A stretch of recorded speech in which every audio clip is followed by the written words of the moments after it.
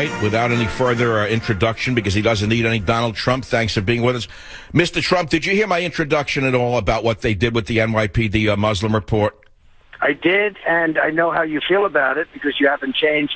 One thing about you, Michael, you're a very consistent person like me.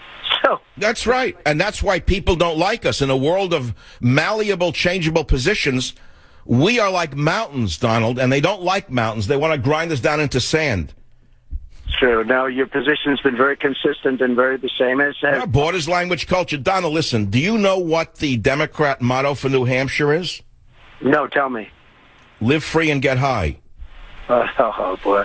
That's I don't want to draft. No, don't agree with me on that. They'll use it against you. Let me take the flack for that one. Donald, there's a great article finally that came out about you. Someone said something good in the New York Post. Steve Cuozzo, C-U-O-Z-Z-O, how Donald Trump helped save New York City. And although I've supported you, Donald, I didn't know that this is true, that you took this city from the garbage can and you took a chance on it in the mid-'70s through the mid-'90s when very few would do that. And you rebuilt that city. Yeah, I just read that article, and Steve is a fantastic guy and a great writer, and it was very nice that he wrote that article. He actually called me and said, I'd like to write an article because you've done so much to save New York. And I did it at a time when it wasn't fashionable in many cases, and, it's been great for the city, and I'm very happy. And it was very nice that somebody would write that kind of an article. I mean, people listening across America should know that Donald Trump created something between 59th and 72nd Street. There was nothing but old railway yards.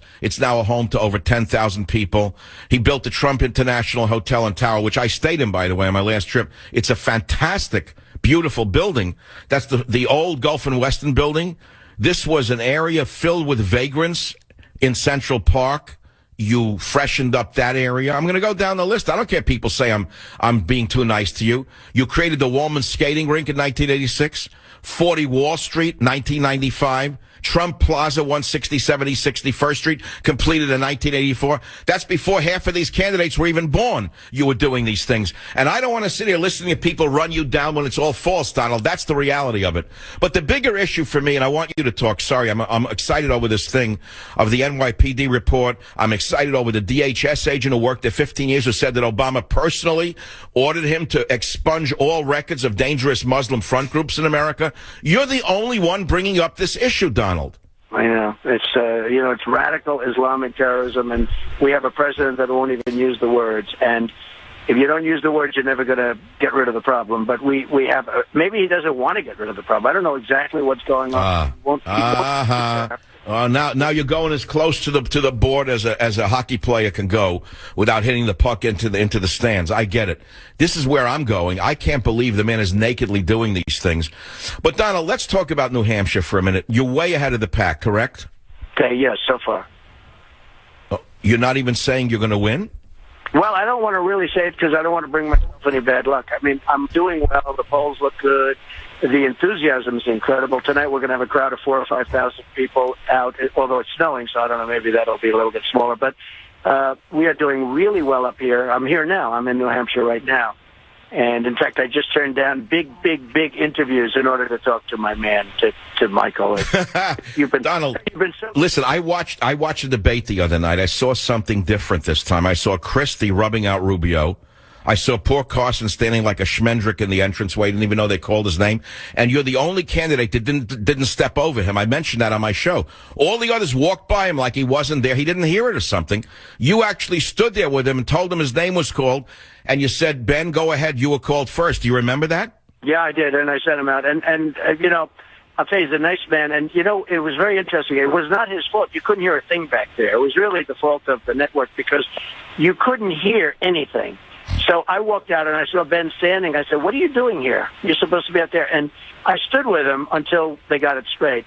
But it wasn't Ben's fault because you couldn't hear a thing. And, yeah, people thought it was very nice that I stood with him as everybody else walked by. But that's right. They stepped over basically a person who had fallen in the street. And that tells you an awful lot about people. And people should see. Here's the thing, Donald. It's like me. Brash people from New York are often called names that don't apply to them. They think if you're direct and honest that you're a mean person. And what they don't understand is I've lived on the West Coast most of my adult life. All these nice people will stick a knife in your back faster than anybody that I've ever met in New York, to be honest with you.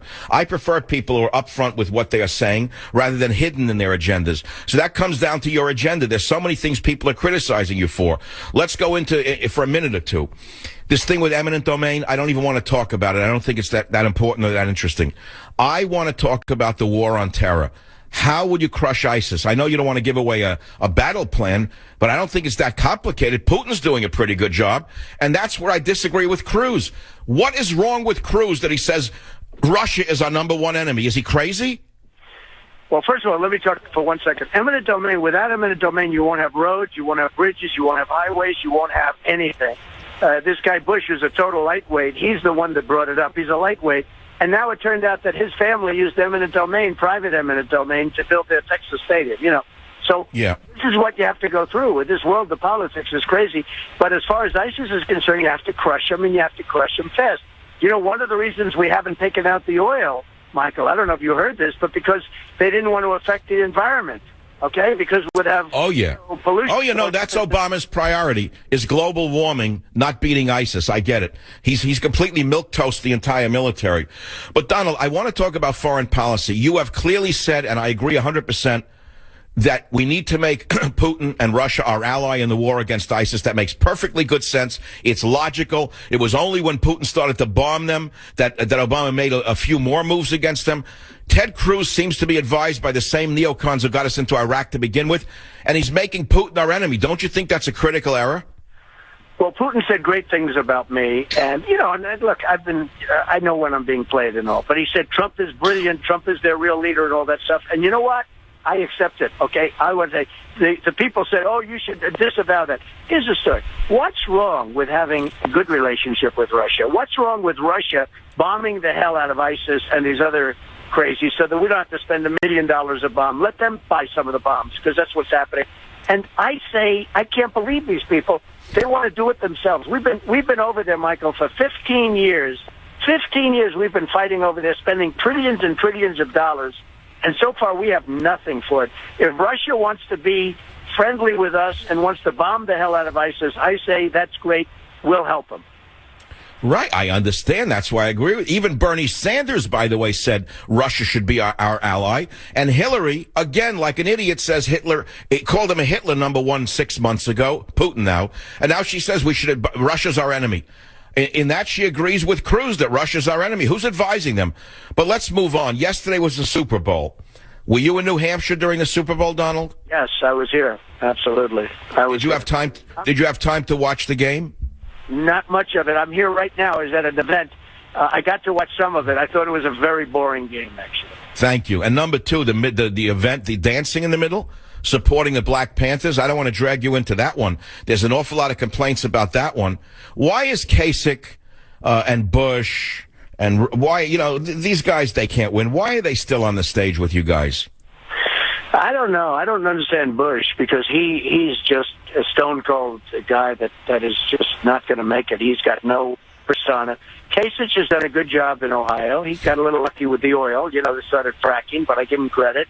Because, frankly, in New York, we should have started fracking. We'd end up with no debt right now.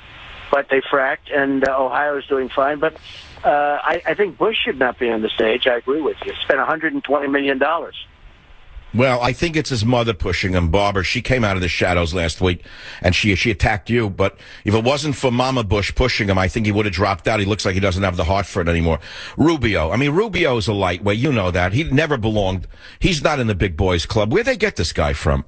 I don't know, but I was standing next to him during the debate, and it was sort of a weird thing going on. And I watched, and I said, well, wait a minute, he said that a minute ago, and then he said it again and again. I don't know what happened to him, and he's been very nice to me. I just don't know what happened to him.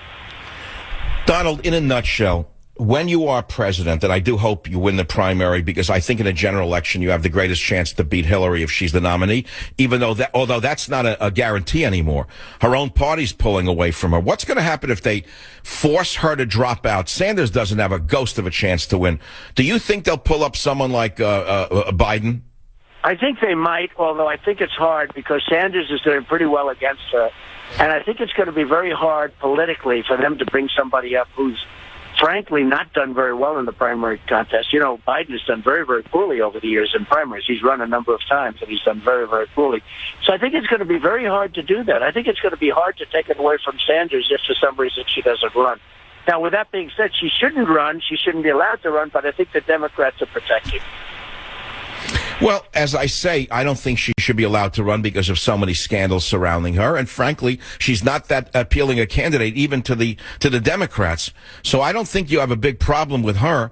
Strangely enough, the old man, who I think that they went into the mausoleum in Moscow and used some kind of cloning to get Lenin back to life, because what he's proposing is exactly what Vladimir Lenin would be proposing if he were alive today. I never heard anything like this. Well, when you pay 95% in tax, you'll understand it a little bit better. But I don't know. It's just hard. The whole thing is, did you ever think you'd be running against a socialist / perhaps communist? And this is what we've come to. I mean, it's incredible. But he seems to be beating her.